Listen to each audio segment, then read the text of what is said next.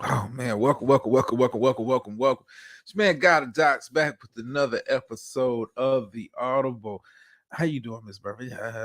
I'm fumbling around here. StreamYard acting up on me. StreamYard is acting up on me. But I'm gonna get it together. I'm gonna get it together. Oh man, here breakdown. Week 6 news, a little bit of housekeeping before we get the show started. Remember, like, share, subscribe, all that good stuff. We'll be back Thursday.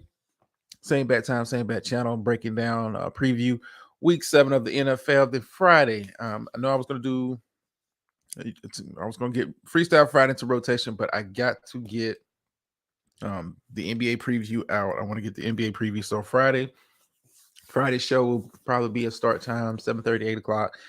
And we'll be doing a preview of the upcoming season. Season tips off the 24th, which is next week. So looking forward to that, catching some of the early NBA action while, my downtime between the NFL games. But Doe Eyes, how you doing? Yes, we look good. We look good.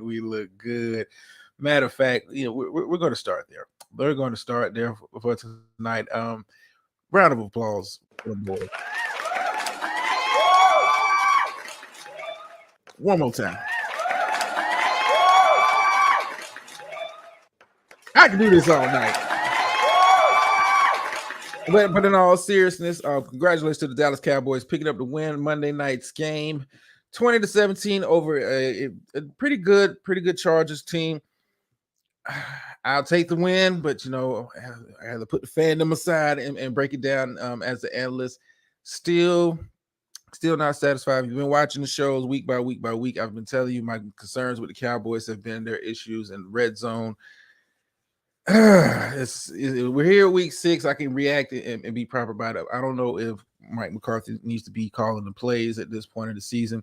He might want to turn over the play caller duties to the offensive coordinator Schottenheimer. Something like I said, I call it like I see it. Whether I'm a fan of a team or I'm a hater of a team, don't worry, Eagles. We're gonna show you some proper love tonight. We're gonna show you some proper love tonight. But issues with the red zone has been consistently going through the season, and I don't know. Is it me? Is it the eye test or something about Tony Pollard just seems a little bit off? A little bit off. I don't know. Is he still recovering from injury? Something seems off with Pollard in the run game. I think the team should really look this bye week. Probably go get them a power back. You don't really need a guy, swinging out the backfield. You have enough of those guys in the backfield. Go get you a bruiser. If you're going to run this methodical, conservative type offense that McCarthy's been calling for the majority of the season, not really opening up the offense like we saw last year with Kellen Moore at the helm. I like the conservative approach because it limits the turnovers, but when you have the offensive weapons that the Cowboys have, you should be a much more explosive type team, and I'm just not seeing it. I'm just not seeing it. Defensively, I like the way the secondary has been playing. We've got to start getting the pass rush going again. Get Michael Parsons. I know it's been talk coming out of Cowboys land. I'm in the Twitter spaces and all that. People have been talking about kind of moving him back to off-ball linebacker, maybe put him more in the middle, do something different as far as trying to get Michael Parsons going. I think you just got to accept, hey, man, it's a pass rusher. Some games you're just not going to have that big of an impact as far as the stat sheet is concerned. But if you watch the game, he's getting double team on a regular basis, sometimes triple team. You're just going to have to accept it for what it is, Cowboys fans. But enough of your confidence is a little off, though. Confidence is a little off. I like where we're at this point of the season. We're heading to the bye week. I like where we're at with 4-2, one game behind the Philadelphia Eagles, who we'll talk about in just a second. But we've got to work on some things on the especially on the offensive side of the ball. I think defensively, the defense has played well enough, with the exception of the San Francisco game, and I can't really put a lot of the blame on the defense for that San Francisco game because offensively we didn't do anything. I don't know. Like I said, maybe McCarthy needs to give up play calling duties. We need to open up this offense and let it be as explosive as it can be, and possibly look at bringing in a power back, see what's out there on the market, get you more of a bigger back. Let Tony Pollard fall back into the role he had last year when he was sharing carries with Zeke. Pollard just doesn't look that explosive right now in the run game, and the run game is out. So I'm just gonna call it like it is. As far as the Chargers, the flip side of the coin, hey, you are what you are at this point of the season. I'm not surprised by the performance that I saw from the Chargers. Chargers is one of those teams like middle of the road. We talked about this coming into the season. This is not a team that's going to steal a lot of confidence. I do think this team is a playoff team when it's all said and done. But Justin Herbert, I don't know if it's his connection with the coaching staff. Something that seems off about a lot of these teams. But congratulations for the Cowboys. Pressure's on them. Pressure was on. You had to come out and get a win. You kind of build back up that confidence after getting slapped around by San Francisco. And speaking of San Francisco, what happened with Cleveland? What happened with Cleveland? What happened with Cleveland? All right, let's break it down. 49ers lose. I would say this. I still have 49ers as right now, based on what I've seen about play on the field. They still are the best team in the league. You just came up against a very good, very, very good. I don't think people understood how good this defense was. I talked about it, covered it to the season. I said Cleveland's got to help. When you look at them, Cleveland's got a lot of talent on the defensive side of the ball. The question was going to be on the offensive side. They came in the game. No Deshaun Watson. Nick Chubb's been gone for the year. They were able to put together just enough on the offensive side of the ball to complement the defense that they have. I didn't know this coming into this to the game, but Cleveland right now is on pace to allow the fewest yards in the season. I want to say they only average about giving up about 200 yards a game, which is insane considering this is such a pass-happy league and such an offensive-driven league. But with all that being said, congratulations for Cleveland for getting the win. San Francisco, you got some things to kind of work on yourselves. Brock Purdy is what Brock Purdy is. He's a system quarterback. All this talk about him, being transcendent. I was telling you people before the season, I was like, this dude is not Tom Brady. He's not the second coming of that dude. He's not. He's being elevated a lot of times with a lot of these games by the talent that's around him, not him elevating them on the other side. How you doing, Dr. Nikki? How you doing, Dr. Nikki? Lions, the team, the wise, Doe-Eyes. We'll kind of get to that. We'll kind of get to that, Doe-Eyes, because people that have been watching my show know Detroit was my dark horse coming into the season. They were my dark horse going into last season. I like what they're building out there. But more on the San Francisco game in regards, you got some things to kind of work on. I'm not going to be overly discouraged. Like I said, right now, I still have the 49ers as the best team in the NFL, even with the loss, based on their, their work that they've shown so far this season. And, all things considered, Brock Purdy put him in position to win the game. He put him in position to win the game. Kicker just had one of those days, missed the game-winning kick, missed the kick early in the game. So, as well as Cleveland's defense was playing, San Francisco still had a chance to win. Just couldn't pull it off. But hey, you live to fight another day. You live to fight another day. And living to fight another day, I said I was going to give I said I was going to give the Eagles some grace. I'm not one of those people that pile on. But I know in Philly, this was playing,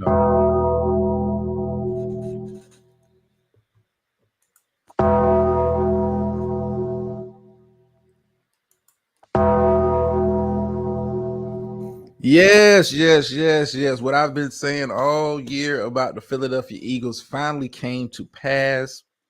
Losing against a Zach Wilson Jets team. If I'm not mistaken, y'all, did I not pick last week? Did I not pick the Jets to beat the Eagles. I've been telling you all season long, something seems off with the Eagles.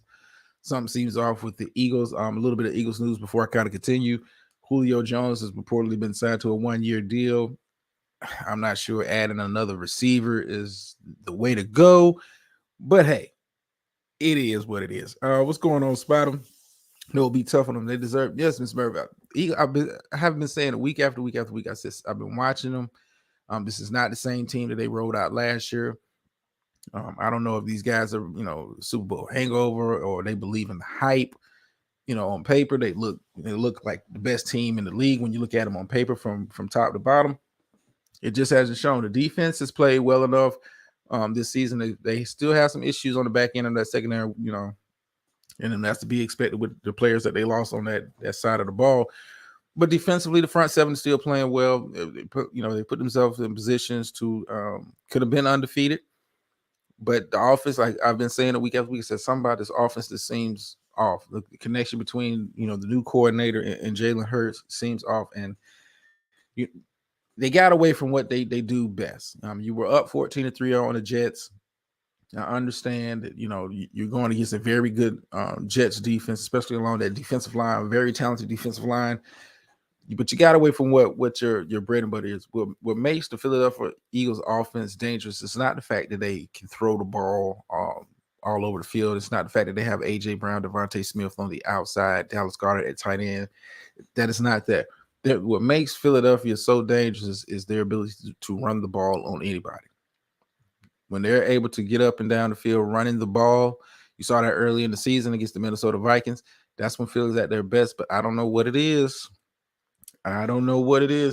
And I see this issue kind of continuing. Jalen Hurts threw the ball 45 times Sunday. That is not a recipe for victory, especially when you're not in a shootout.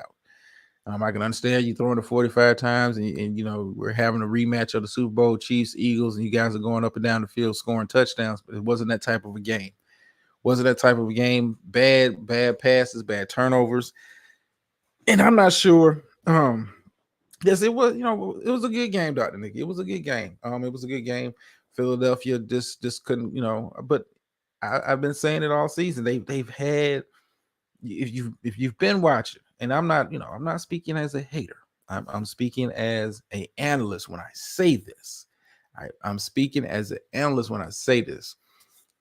They just seemed off. They have seemed off week after week after week after week after week. Yes, they have been winning, and you've been winning despite of, but eventually that stuff catches up to you. I'm not going to, like I said, I'm not going to turn a blind eye to what I'm saying. Yes, you were 5-0 coming to this game, but I told you that was a shaky 5-0 because it's a couple of those games they could have lost. But hey, should I continue? One more time before I get done with the Eagles.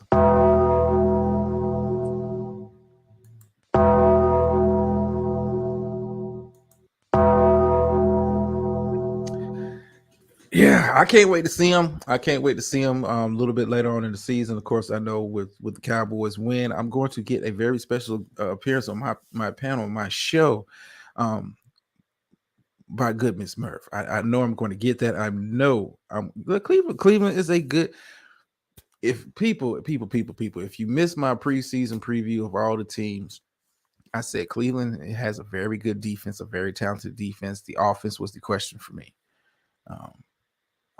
Cleveland is when you see on the defensive side of the ball, it's not just Myles Garrett and a bunch of guys. They got a lot of talent on that side of the ball, and you saw that on display national TV against, in my opinion, right now the best team in the league against the 49ers.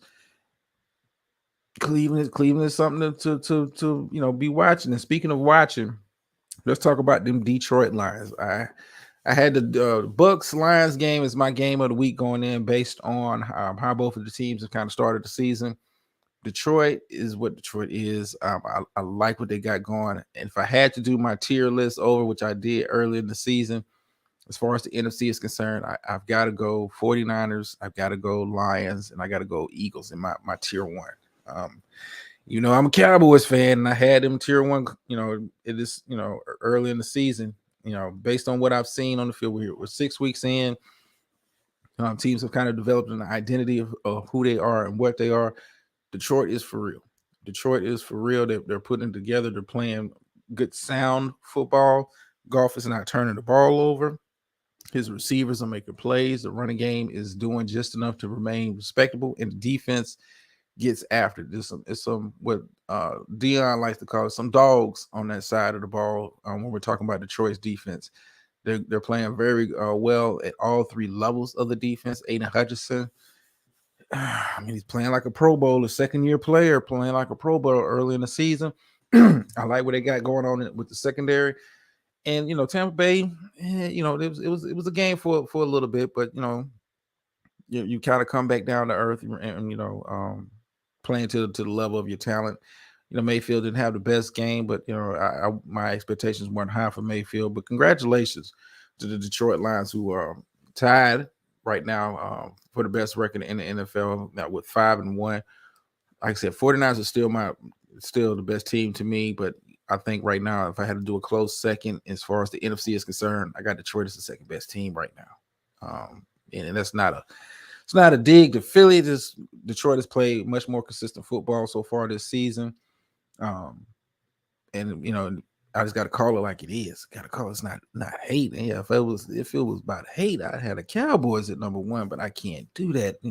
Not in this capacity. Not in this capacity. Speaking of some other games that happened over the course of the weekend, of course, you had the Thursday night game. Chiefs beat Broncos. Nothing to take away from that. Broncos, I thought they were going to be a much better team. At this point in the season, I didn't think they was going to be a dominant team, but I thought they'd be a much better team with a change of head coach, bringing in Sean Payton. Just kind of a herky-jerky kind of team. Sometimes the offense plays well, the defense doesn't. It just can't get both sides of the ball going at the same time, and it kind of is what it is with Broncos. Like I said, for my one of my early disappointments coming into this season so far. Chiefs are doing just enough to win. And the scary thing about the Chiefs is, when that offense kind of gets it together, I think the offense is still trying to work out some things, kind of get the chemistry going. With Kelsey being in and out of the lineup a little bit, working in those young receivers. Kadarius Toney, where are you at? Somebody find that man, he put him on a milk carton. Kansas City is winning despite of, and the defense is played well. Defense has played a lot better thus far this season than I thought they would coming in. That's the scary thing about Kansas City. Kansas City with Patrick Mahomes back there, he can get on a roll and put up points with the best of them. But the defense is playing well. Then again, you were playing against the Broncos, who kind of herky jerky, cannot get both sides of the ball going. Where I want to go with this. Where with Dolphins and Panthers. Yeah, Dolphins won by 21. It was a blowout.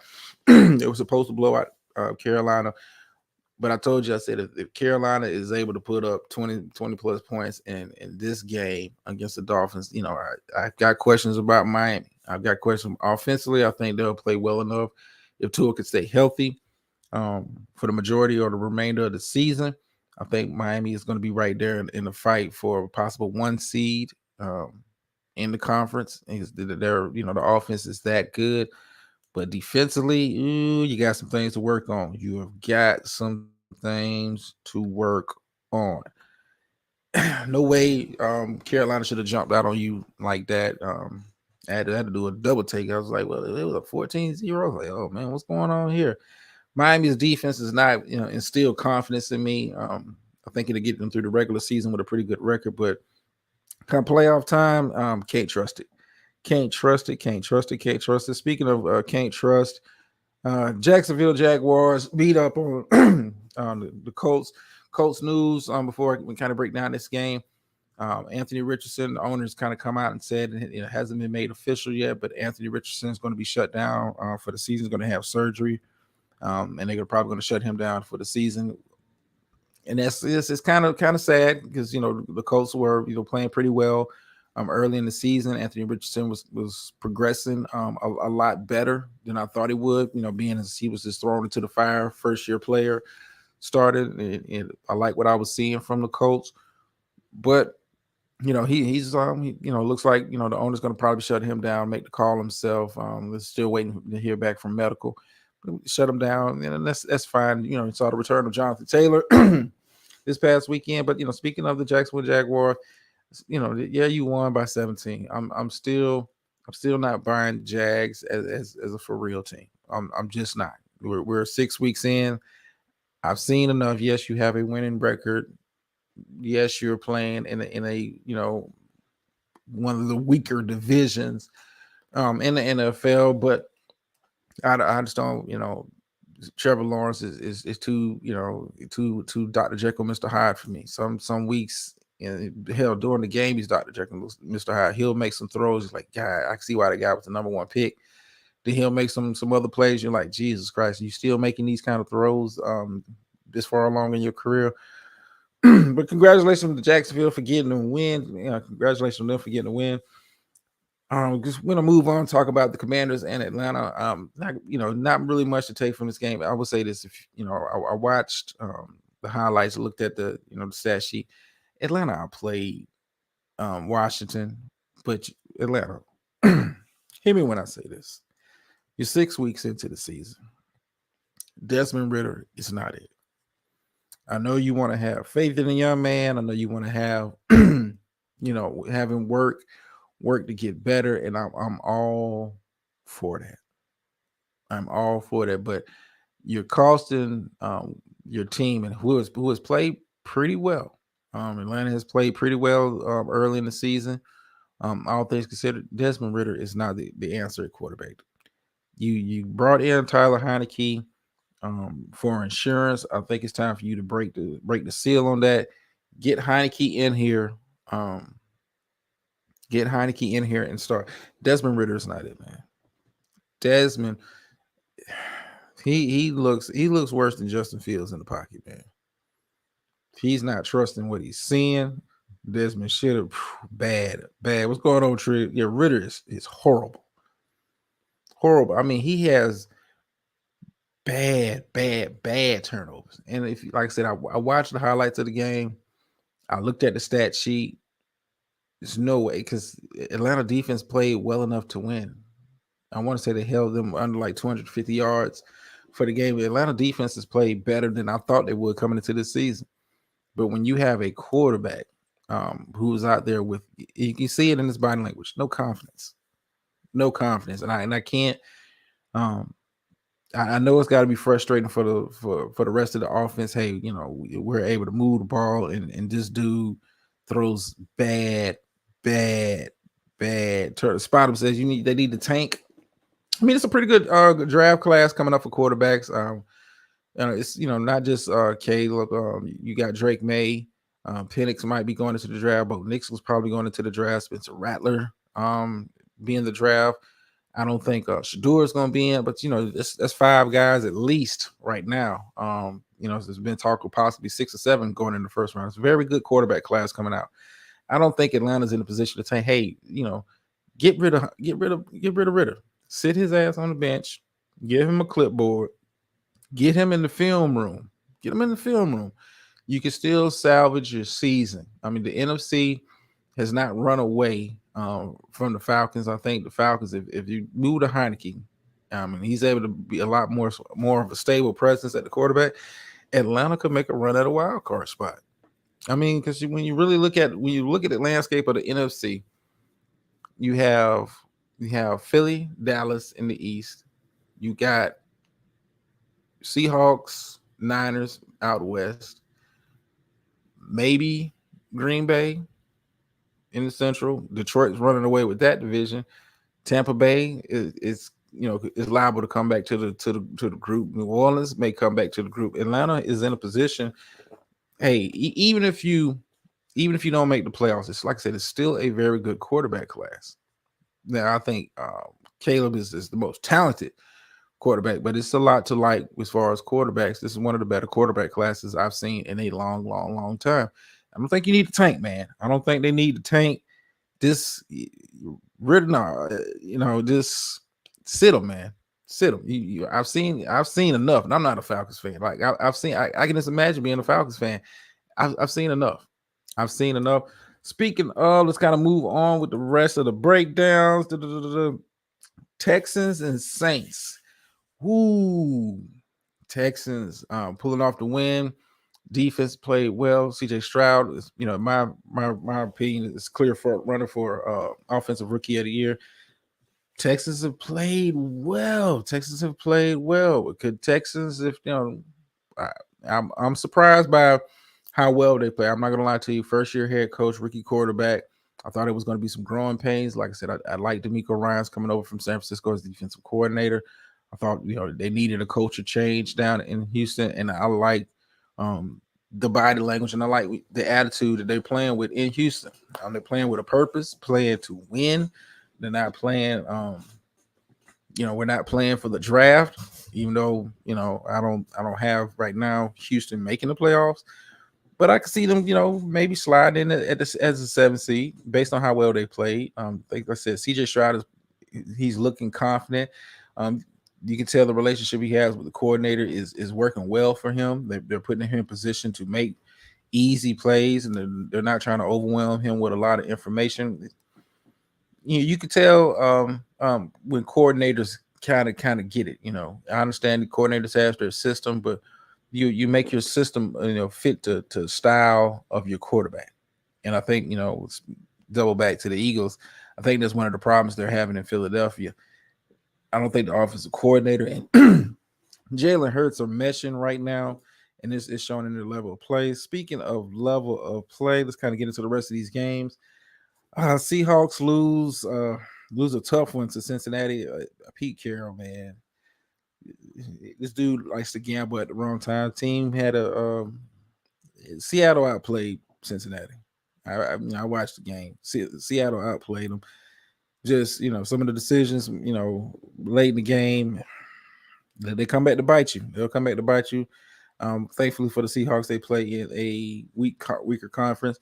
Cincinnati, I'm still not encouraged. I'm holding out hope that this team can keep me looking like a prophet up here and win the division. But I'm kind of struggling with that one. I'm just not liking what I'm seeing from Cincinnati. But congratulations on them for getting the win. I see Raiders over the Patriots. Nothing to take home from that. A game that kind of caught my attention. Giants and Bills. Have the Giants found something with Daniel Jones getting hurt? Have they found a recipe for success? I mean, Daniel Jones has been getting his behind pause has been getting his behind beat the whole season up there. Tyrod Taylor, the offense, didn't score a lot of points, but the offense looked like it flowed a little bit better with Tyrod Taylor back there. Tyrod Taylor does have starting experience as a quarterback. And Buffalo, you kind of, the refs kind of gifted you one, because that last play of the game, that was pass interference. I'm just gonna, if you're gonna call it any other time, call it then. This is not one of them situations where you swallow the whistle and let them play. It was a pass interference. I think the Giants deserved to win that game. Buffalo played down to the level of the competition, because it shouldn't have been that close of a game anyway. But you played down to the level of the competition, and it almost cost you, and you pulled it out. But hey, Buffalo, I might have to wait to the middle of the season to redo my tiers, because Buffalo hasn't with the exception of the game they played against Miami, which I think they were extra motivated for. Buffalo hasn't looked that good to me. Buffalo hasn't looked that good to me out there on the field. And before I wrap it up, what other game did I miss? Ravens and Titans. Okay, yeah. Baltimore wins. Tannehill goes out. It kind of changes the dynamic of the game. Let me see. What's the Thursday game? Jaguars and Saints. That might be a good one. So just kind of like do a sneak preview for Thursday's show. Let me see what games kind of jump out to me. Lions and Ravens is a good one. Okay. Chargers and Chiefs. Okay. Dolphins and Eagles. Ooh. Might have to circle that one as my game on the calendar. Philadelphia coming in, one of the better defenses. Miami has been lighting up the league. On the road, does the Tua game travel? Ooh, that might be a good. I can't wait to break down that game. Let's see. Let me get up in here real quick. Spider up in here with the slander. Rattler gives you Manziel vibes. He gambles. He gambles. Spencer Rattler. He's not going that high. I think if he gets into the first round, it'd be like the lower half of the first. Like I said, it's a very good quarterback class. Very good quarterback class coming in. Spencer might get into the back end of the first round, depending on how the order is. He may get into the back half of the first round. But yeah, I think he's a better quarterback than Manziel. I just don't think he's had the level of talent that Manziel had in college. But I think Rattler is a pretty good player. I think he'll be a decent quarterback at the NFL level. He's not in the class of Caleb or a Drake May, who are clearly the top two quarterbacks going into the draft potentially. Yeah, he's not on that level, but I think he's better than Manziel. I'm just saying. I'm just saying. Give him some of the talent and playing.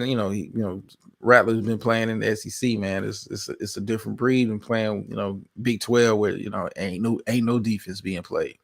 Everybody looks like a star offensively in the Big 12. Ain't no defense being played. None. Let me get my behind up out of here. As always, remember, like, share, subscribe. Appreciate everybody for coming through. As always, leave your comments. Before I wanted to do this for Miss Murph before we get up out of here. This is for you, Miss Murph.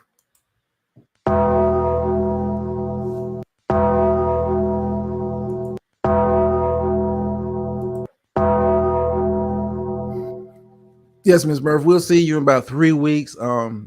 Make sure the panel's nice, warm, and cozy for you when you come up after y'all lose to them boys. But let me get my behind up out here, man. Y'all know the phrase, the pay's over here. Sometimes you win, sometimes you lose, but every time you learn. And I'm out.